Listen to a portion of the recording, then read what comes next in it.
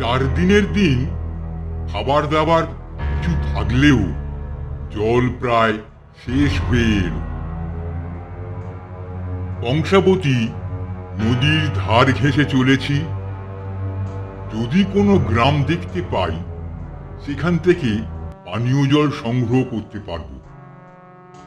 জলের উপরে থাকলেও সেই জল খাওয়ার উপায় নেই।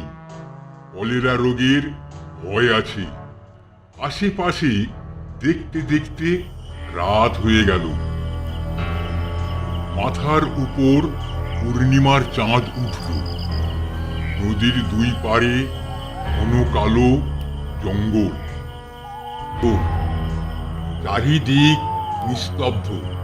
মাঝে মাঝে বুনো হাতি আর শিয়ালের ডাক ভেসে আসে।